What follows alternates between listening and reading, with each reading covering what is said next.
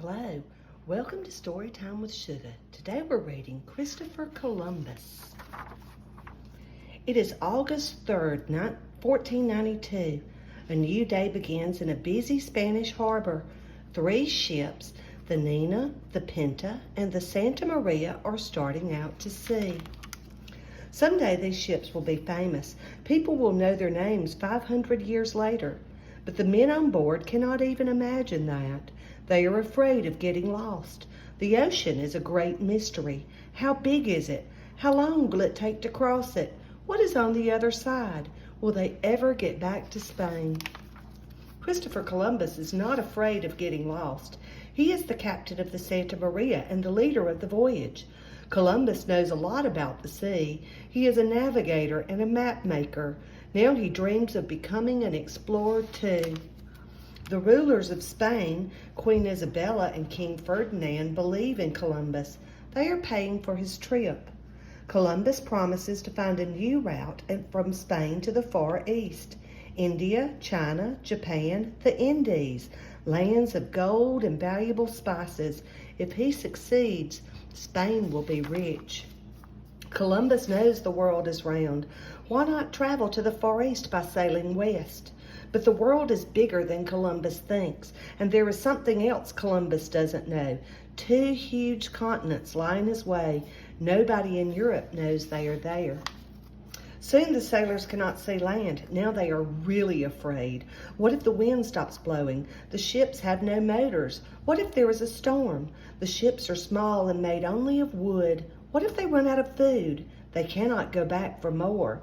What if they are in danger? They cannot radio for help. But the weather is good. The wind blows steadily. The sea is calm. The ships are loaded with food and water. There are extra sails and spare wood. In fact, so much is stored below, the sailors must sleep on deck. There are 90 men in all, about 30 on each ship. Most are sailors, but there is also a doctor, a carpenter, a goldsmith, and an interpreter who speaks Arabic. There are even some boys to help the sailors. Weeks and weeks go by. Now everyone is tired and scared. Tired of eating salt meat. Tired of seeing nothing but ocean. Tired of being stuck on a tiny ship. One night a ball of fire blazes across the sky. The sailors watch it fall into the sea. Is it a warning sign? Should they turn back? Are they going to die? But Columbus knows it is just a meteor. Sail on, he tells them, and they go on. One morning, the sailors see another strange sight. A blanket of seaweed covers the ocean. Will the ships get stuck? The sailors are afraid, but not Columbus. Sail on, he cries, and on they go. They have been at sea for almost 2 whole months. Where is the land Columbus promised? Columbus points to the birds flying overhead. He points to the leafy branches floating in the water. Land must be nearby. More days go by. The sailors complain loudly. Who cares about finding a new route to the Indies? They just want to stay alive. Columbus must turn back now. If he does not, they will throw him overboard. Columbus begs them to wait. Just 3 more days, he says. The first night goes by. On the second night, the lookout on the Pinta sees something ahead.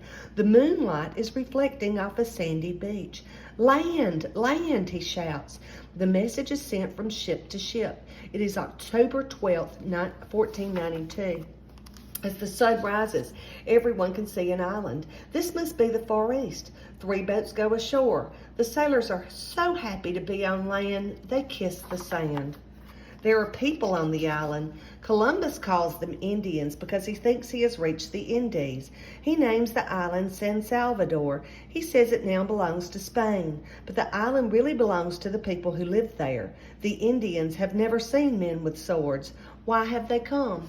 What will they do? Columbus gives the Indians shiny beads and tiny bells. The Indians give Columbus soft, cool cloth and colorful birds.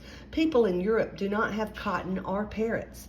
The Indians are wearing gold rings. Columbus asks questions with his hands. Where does the gold come from? The Indians do not understand. Columbus sails further west to look for gold. He visits other islands. He meets more Indians. Most are helpful and friendly. They live in grass houses. They sleep in rope beds called hammocks. They travel in long boats called canoes. Columbus sees many new things, but where is the gold? Early one morning, a strong wind drives the Santa Maria aground. The ship is wrecked.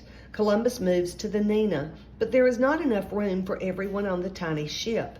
Many sailors must stay behind on the island. Soon, the Nina and the Pinta are ready to sail back to Spain. The ships are already loaded with many new kinds of food: corn, potatoes, peanuts, papayas, avocados.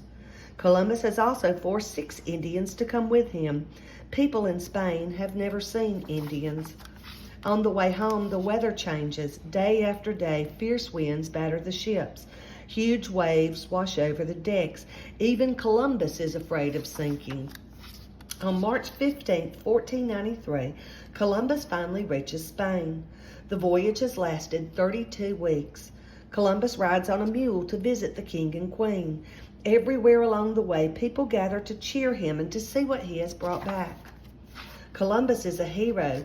King Ferdinand and Queen Isabella listen to his stories. They call him Admiral of the Ocean Sea. They believe he has found a new route to the Indies. They have no idea that San Salvador and the other islands he visited are not part of the Indies at all. For the rest of his life, Columbus never knows how truly great his discovery is. He has really found a new world, a world that no one in Europe knew about. It is called America.